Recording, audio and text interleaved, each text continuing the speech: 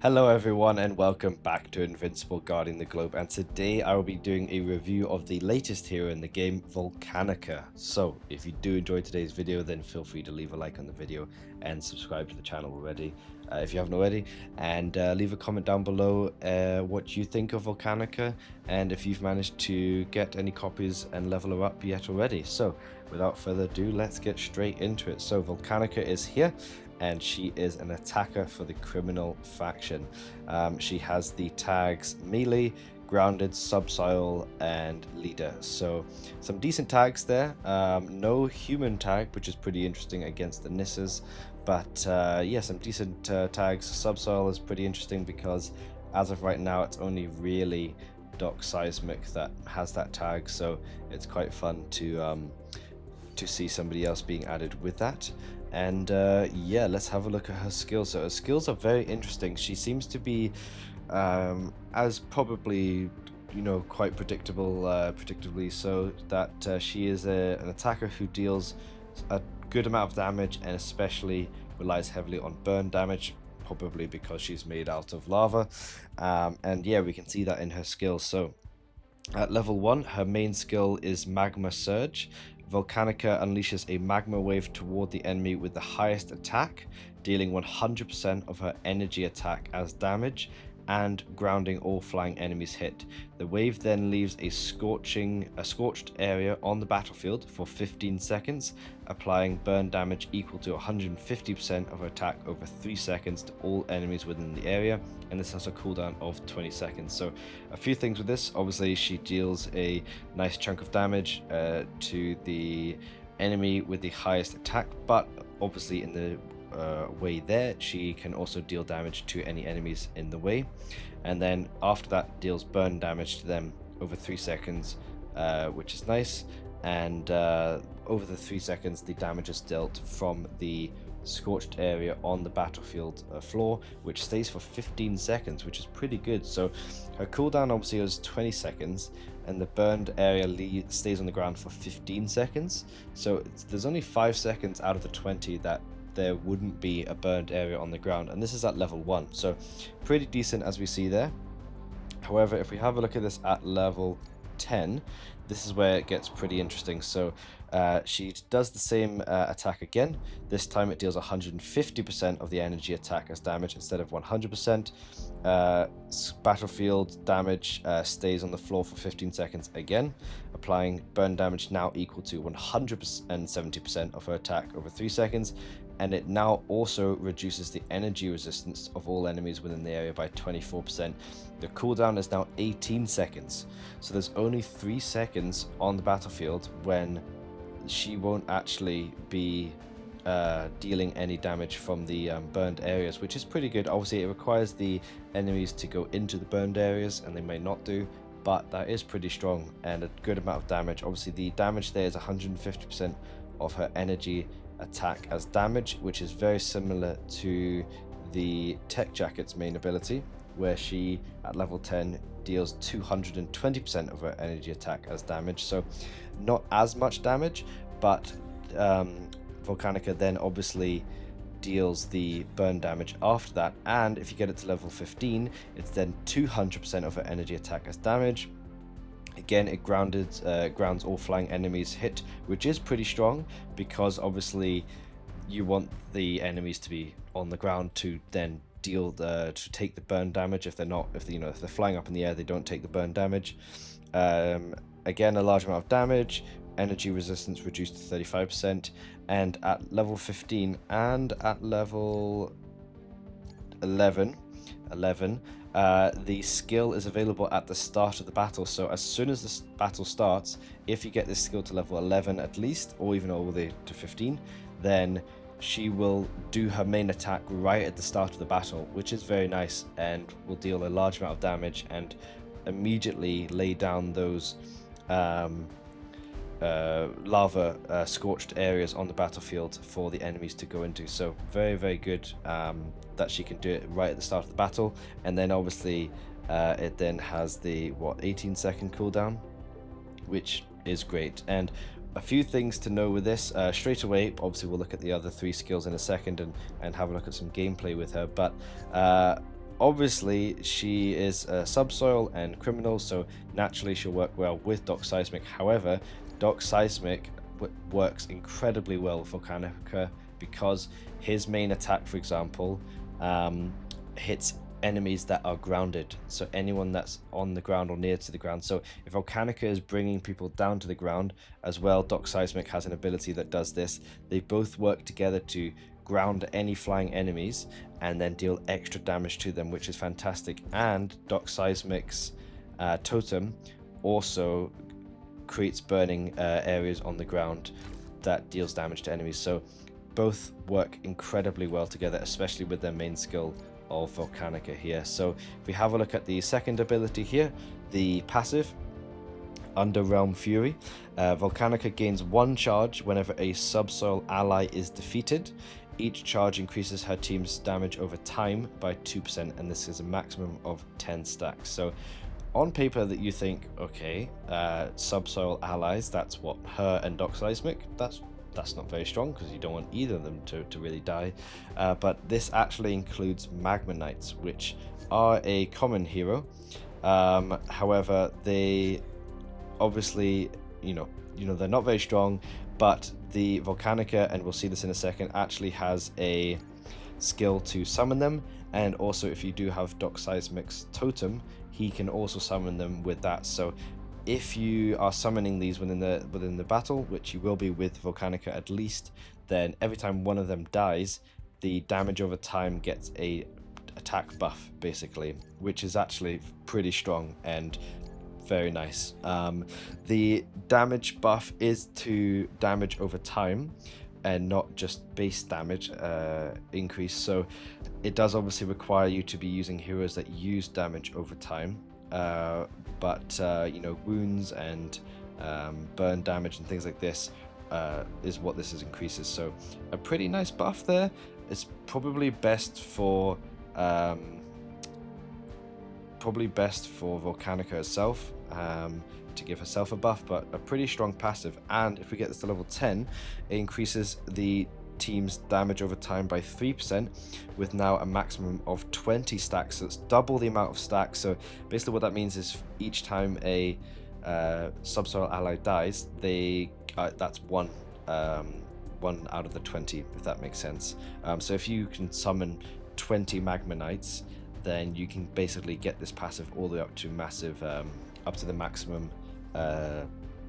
power, which is lovely.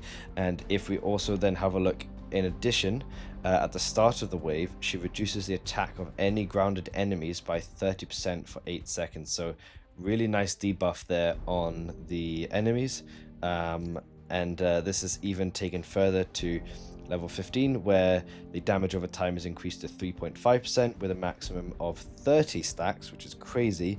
And the reduction to the grounded enemies is 35% for 10 seconds. So a pretty strong passive. Obviously it requires the right teammates to make it work, and obviously you need subsoil allies to make it work. But we'll see in a minute here that even just Volcanikka on her own, it works very well with, and obviously even better with any allies with damage over time, for example. So if we have a look at the third ability here, Burning Heart, Volcanikka is immune to burn damage.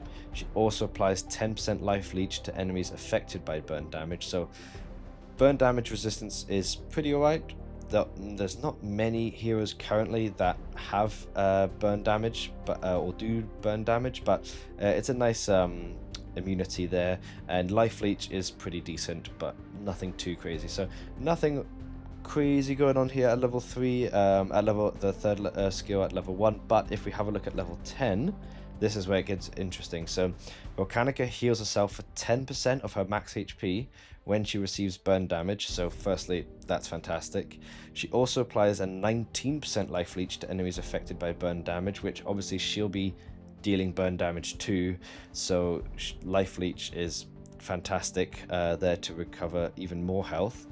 Additionally, all shields applied to Volcanikka and her allies are converted into magma shields, which it says are shields that value is reduced by 25%, but they deal burn damage equal to 25% of her attack per second to nearby enemies for 3 seconds. So What this basically means is if an enemy tries to burn her, she heals 10% of her max HP, which is great. She also gets life leech on any enemies that are affected by burn damage. Additionally, any shields aren't shields anymore, they are magma shields, which means that they are weaker by 25%, but they deal damage to enemies around them of 25% of her attack per second over 3 seconds. So a pretty interesting one here. The survivability of her being able to heal herself and the life leech is pretty nice. It's nothing too crazy, but it is pretty nice. But the shield is very, very interesting because, again, this will be dealing burn damage to enemies, nearby enemies. So anyone with a shield on them will be dealing the burn damage, and then Volcanikka will be getting life leech from that and everything. So yeah, a pretty impressive third skill. Again, it requires it to be leveled up probably to level 10, and you can even do it to level 15, where she will then heal herself for 15% of her max HP. 25% life leech is applied to enemies that are burned. The value of the shields is reduced by 15%, but increased by 30% sorry, of her attack per second to nearby enemies. So if you can get this to level 15, it actually increases it by a very, very big amount. So again, her skills definitely get a lot better with them up to level 10 and even on to level 15. If we have a look now at the fourth and final skill, Magma Eruption, this is what ties exactly into the second passive here, because it is summoning Magmanites, which count as subsoil allies. So if we have a look here, Volcanikka taps the ground, slightly pushing nearby enemies away and summoning one Magmanite with a maximum of 3 over the round with 20% of her stats. She then gains a shield, and also we know what happens to shields with the third ability there. She then gains a shield equal to 10% of her max HP for 5 seconds, and this has a cooldown of 15 seconds. So at level 1, basically she will summon a Magmanite every 15 seconds with 20% of her stats, and then gain a shield once she has done this based on 10% of her max HP for 5 seconds. So again, pretty interesting there. But if we have a look at it at level 10, then this is where it gets a nice buff. So this time she now summons 2 Magmanites, again with a maximum of 3, with 23% of her stats, so a decent amount more stats. They're not really meant to do that much in terms of like damage or taking that many hits, because they are weak by nature, but they're a very good distraction, and they help distract the enemies basically, and leave your team open to attack the enemies freely, which is nice. She and her Magmanite allies, so this is interesting, the allies now get this, they gain a shield equal to 20% now of her max HP for 5 seconds, and this skill is triggered at the start of the battle. So this again is very nice, because Volcanikka, if you level the skills up to level 10 or 15, I think it was 11 for the first skill there, at the start of the battle she will immediately do her main ability, and then immediately summon Magmanites to the battle, and immediately give herself and all your allies a shield, which, if you level it up, the third skill will be slightly weaker than it usually is, but then apply burn damage, which then gives life leech. So all of her skills actually work fantastically well together. And in terms of which ones you should level up first, probably any of them. The third one obviously changes quite a bit when it's leveled up, so you could potentially do that one first. But yeah, all of the skills, if you are building her, probably deserve to be at least to level 10. Take the first one if you can to level 11.